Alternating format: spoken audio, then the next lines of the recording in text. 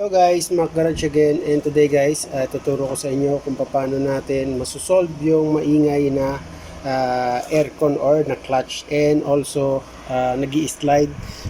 Medyo tuwing nag-i-slide siya, nawawala yung refrigerant o yung lamig ng ating compressor. So ito guys yung dahilan dyan. If ever na okay naman yung inyong cooling system, yung fan, yung compressor nyo, okay naman yung bomba, and yung yung condenser nyo okay naman. So ito guys yung ating magiging dahilan kung bakit siya umiingay and medyo nawawala yung lamig natin. So unang-una guys, once na umingay na yung inyong compressor, para siyang nagkakalansingan na bakal. So wag kayong matakot guys, titignan nyo muna yung pulley. If ever naman hindi sa compressor guys, check muna yung mga pulley, yung steering pulley or yung inyong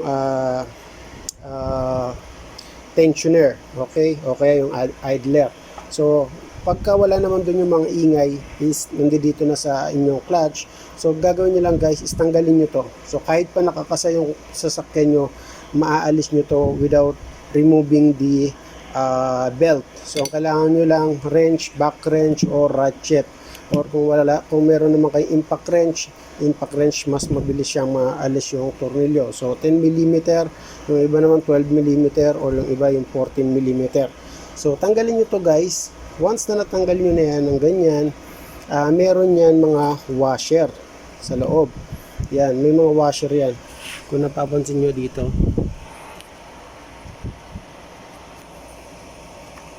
ayan, may mga washer yan guys. Ayan. Yung iba nyan, yung ibang washer nyan guys, meron yan 3, 4, depende. Okay? So ang gagawin nyo lang guys yan, okay, limbawa, let's say 3 yan. Yan, 3. So and then nag-i-slide, umiingay. Unahin nyo muna guys, tanggalin dyan yung pinaka medium na manipis. Ito yung, ayan, kasi ito pinaka manipis na to. Ito yung tinanggal ko dito sa aking Honda CRV. Yan, naglalagatikan din. Yan, tinanggal ko muna yung manipis. Okay, then iniwan ko yung dalawang makapal. Okay, so kakasan nyo ulit yan, ibalik nyo to, yung dalawa, yung makapal. Yan, okay, and then ibalik natin ulit tong clutch pulley. Yan, then higpitan natin. Then, pa-startin natin yung sasakyan. Pagka nawala na yung tunog, so successful kayo sa ginawa nyo. Kung hindi naman, so tanggal ulit kayo ng isa. O ibalik nyo yung manipis na nilagay nyo, tanggalin nyo yung pinakamakapal, and then nilagay nyo. Yan. So, yan. For sure, ihina or mawawala yung tunog niyan kasi